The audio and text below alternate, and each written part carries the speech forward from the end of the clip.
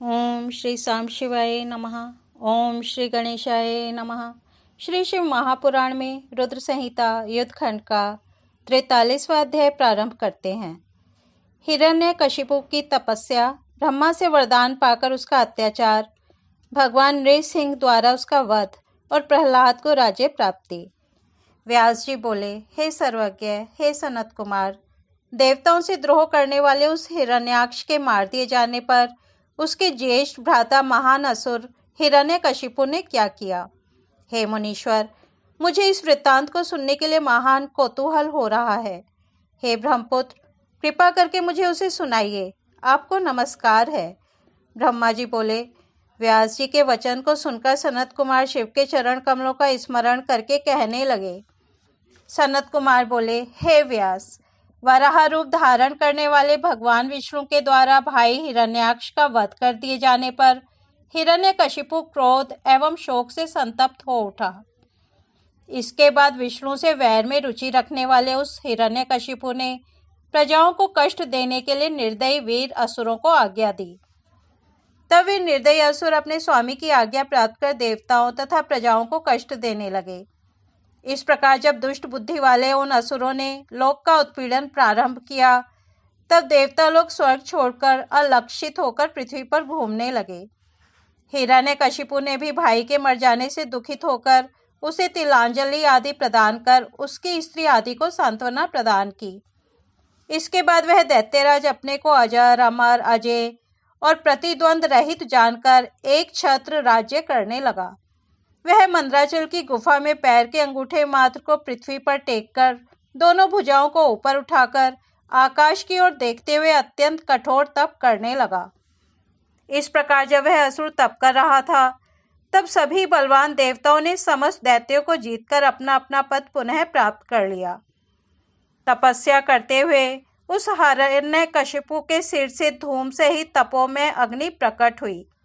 वह तिरछे, ऊपर, नीचे तथा चारों ओर से फैलकर सभी लोगों को तपाने लगी।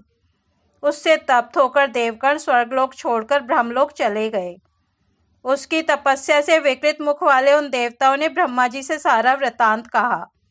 हे व्यास, उन देवताओं के द्वारा इस प्रकार कहे जाने पर स्वयंभू ब्रह्मा जी भृगु, दक्ष आदि को अपने साथ लेकर उस दैत्येंद्र के आश्रम पर गए। उसके बाद अपनी तपस्या से सारे लोगों को संतप्त कर उस दैत्यराज ने वर देने के लिए आए हुए ब्रह्मा जी को देखा। पितामह ब्रह्मा ने भी उससे कहा, वर मांग लो। तब विधाता का मधुर वचन सुनकर वह बुद्धिमान यह वचन कहने लगा। हिरण्यकशिपु बोला, हे भगवान, हे प्रजेश, हे पितामह, हे देव, शस्त्र, अस्त्र, पाश, वज्र, सूखे वृक्ष, पहाड़, जल, अग्नि तथा शत्रुओं के प्रहार से और देव, दैत्य, मुनि, सिद्ध तथा आपके द्वारा रचित सृष्टि के किसी भी जीव से मुझे मृत्यु का भय न हो। हे प्रजेश, अधिक क्या कहूँ। स्वर्ग में, पृथ्वी पर, रात एवं दिन में, ऊपर नीचे कहीं भी मेरी मृत्यु न हो। सनत कुमार बोले, उस दैत्य के इस प्रकार के वचन को सुनकर मन में विष्णु को प्रणाम करके दया से युक्त होकर ब्रह्मा जी उससे बोले, हे दैत्येंद्र, मैं तुम पर प्रसन्न हूँ, तुम सब कुछ प्राप्त करो। हे दैत्येंद्र, अब तुम तपस्या करना छोड़ो, क्योंकि तुम्हारा मनोरथ परिपूर्ण हो गया। उठो, 96,000 वर्ष तक दानवों का राज करो। यह वाणी सुनकर वह हर्षित हो गया। उसके अनंतर ब्रह्मा जी के द्वारा अभिषेक वह दैत्य प्रमत्त होकर सभी धर्मों को नष्ट करके और देवताओं को भी युद्ध में जीतकर तीनों लोगों को नष्ट करने का विचार करने लगा। तब उस दैत्यराज से पीड़ित हुए इंद्रादि सभी देवता भय से व्याकुल हो पितामह की आज्ञा प्राप्त करके क्षीर सागर में गए, जहाँ विष्णु शयन करते हैं।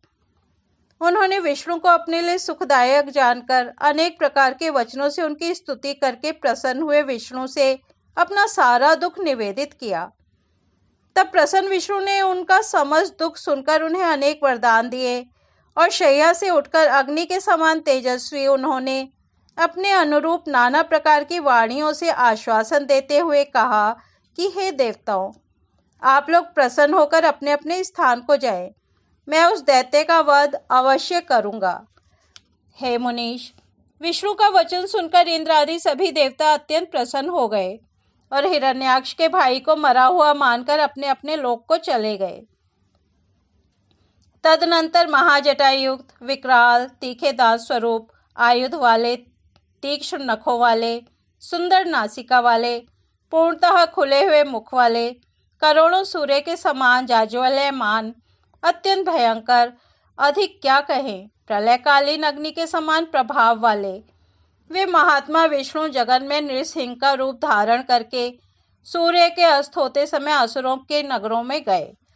अद्भुत पराक्रम वाले नृसिंह प्रबल दैत्यों के साथ युद्ध करते हुए उन्हें मारकर शेष दैत्यों को पकड़कर घुमाने लगे और उन्होंने उन असुरों को पटककर मार डाला। दैत्यों ने उन अतुल प्रभाव वाले नृसिंह को देखा और उन्होंने पुनः युद्ध करना प्रारंभ किया। हिरण्यकशिपु के प्रहलाद नामक पुत्र ने नृसिंह को देखकर राजा से कहा, यह मृगेंद्र जगन में विष्णु तो नहीं है? प्रहलाद बोले, ये भगवान अनंत नृसिंह का रूप धारण कर आपके नगर में प्रविष्ट हुए हैं, अतः आप युद्ध छोड़कर उनकी शरण में जाइए। मैं इस सिंह की विकराल मूर्ति को देख रहा हूँ। हे दैत्येंद्र, इनसे बढ़कर इस जगत में और कोई योद्धा नहीं है, अतः इनकी प्रार्थना कर आप राज्य करें। तब अपने पुत्र की बात सुनकर दुरात्मा उससे बोला, हे पुत्र, क्या तुम डर गए हो? पुत्र से इस प्रकार कहकर दैत्यों के स्वामी उस राजा ने महावीर शेष दैत्यों को आज्ञा दी कि हे वीरों, इस विकृत, भ्रिकुटी तथा नेत्र वाले नृसिंह को पकड़ लो। तब उसकी आज्ञा से पकड़ने की इच्छा वाले दैत्य शेष उस सिंह की ओर जाने लगे, किंतु वे क्षण भर में इस प्रकार दग्ध हो गए जैसे रूप की अभिलाषा वाले पतंगे अग्नि के समान समीप जाते ही जल जाते हैं।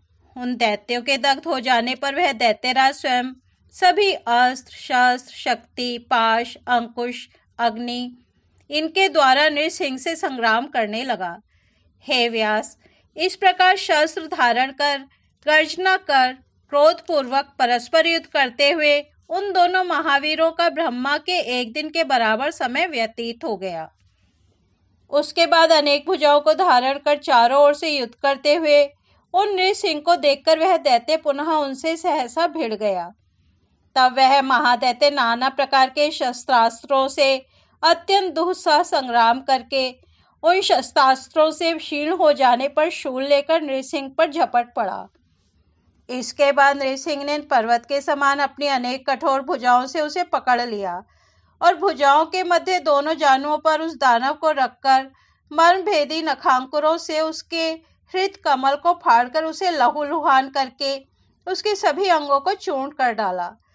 प्राणों से रहित हो जाने पर वह उस समय काष्ठ के समान हो गया।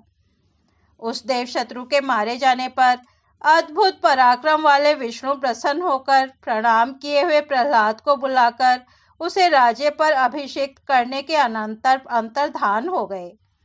हे विप्र, तब अत्यंत हर्षित पितामह आदि समस्त देवता अपना कार्य पूर्ण कर चुके स्तुत्य भगवान विष्णु को उस दिशा की ओर प्रणाम कर अपने अपने धाम को चले गए।